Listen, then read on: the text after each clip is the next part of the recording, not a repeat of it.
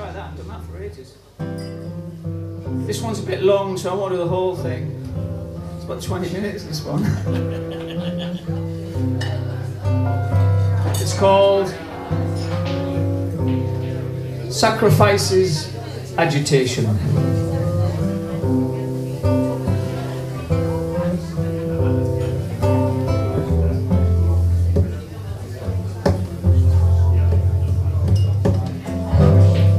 Sacrifices agitation.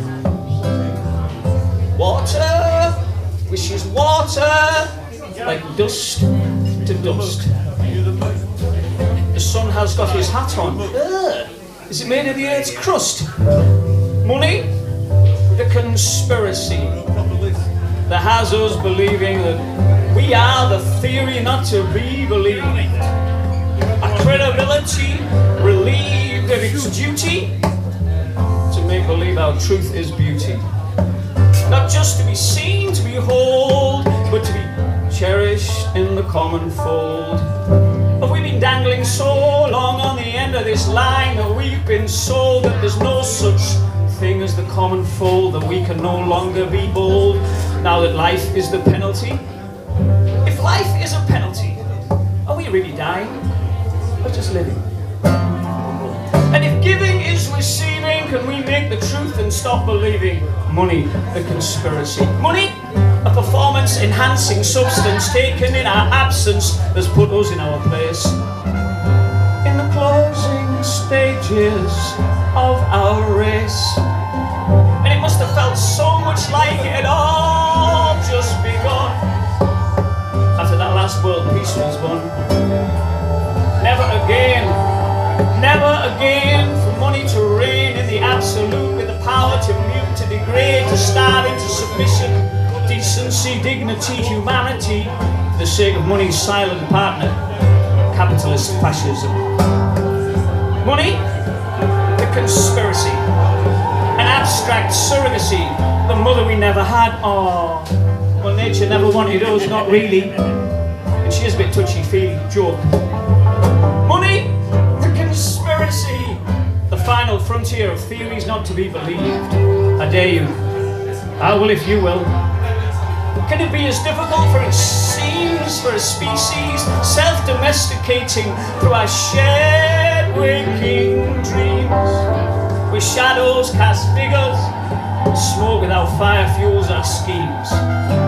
Money, the conspiracy.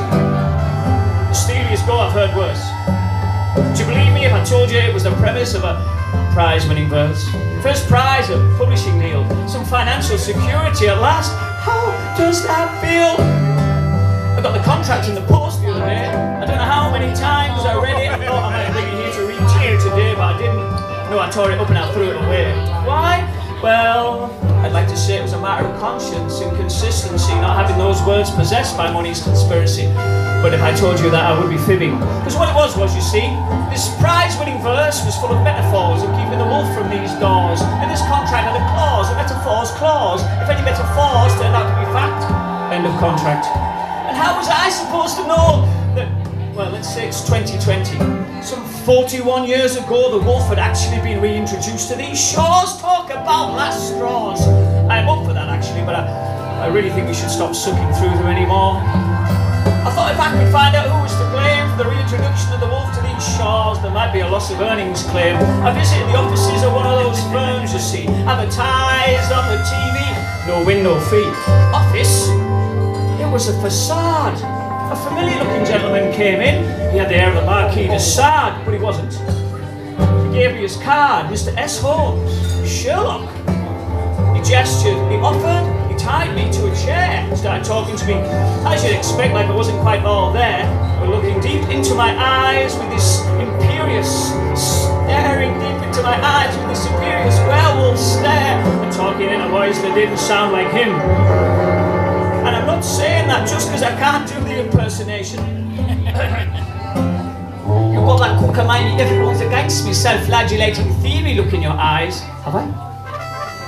Have I? Oh, conspiracy and lies, I spare me the whys and wherefores. The wolf reintroduced to these shores, how surely we guess, to replace those 3 lions with something indigenous on all 4s with teeth and fur, but not claws. Wolves don't have claws. Wolves don't have claws. But with a certain amount of trepidation, like lions, wolves do have paws. No, not paws. Boom, boom. He gestured for me to hand him my mobile. I did. He put my mobile and his mobile in a soundproof box. His voice, his whole demeanour changed. He said, I'm awfully sorry to come across there like some kind of self-hating Zionist werewolf supremacist. I'm not like that in the least. It's a BBC-friendly pretense I'm having to maintain in case of any surveillance. Anyway, he said I might have a claim, really. The wolf was reintroduced to these shores, yes, but not literally. It was an attempt by the establishment all those years ago to reduce the figures of poverty on these islands to an all-time low. Figuratively, the wolf hasn't actually released to the housing estates or the urban wild. No such place as a lone parent or carer would always accompany a child. And the poor, well, the poor, you see, the wolf, you see, can't be relied upon in the reduction of adult poverty.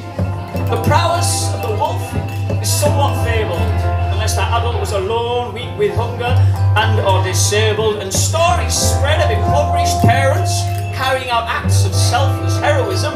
Oh, that can't be allowed, can it? That might create some kind of moral ideological prism. The poor, shown in such a light, it might incite fulfill minds awash with newspaper ink spill. And who knows what such insight might instill? It might place in jeopardy this unwritten policy. Vis-a-vis a chord might be struck.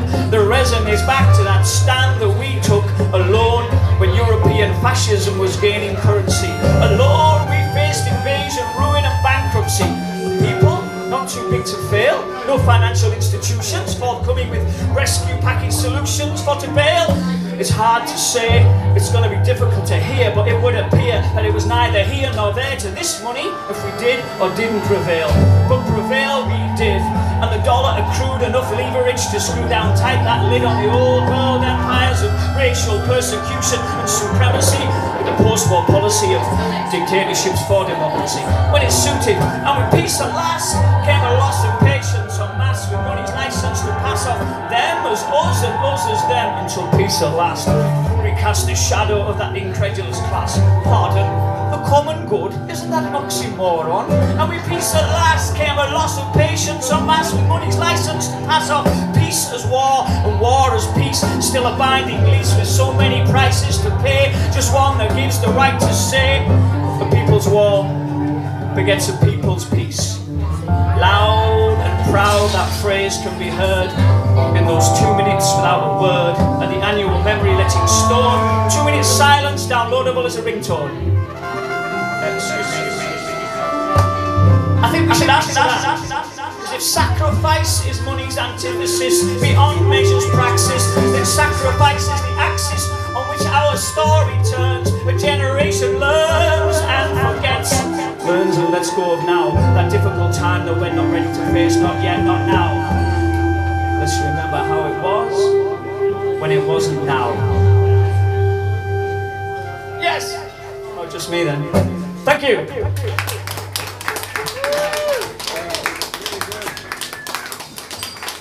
Number 6!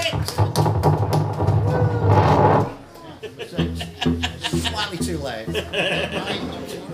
He's on 6, Mark. you're on 3.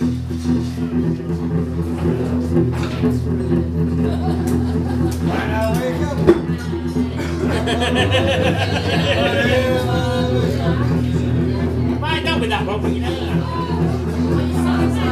Steve, do you need a mic? You can sing this one.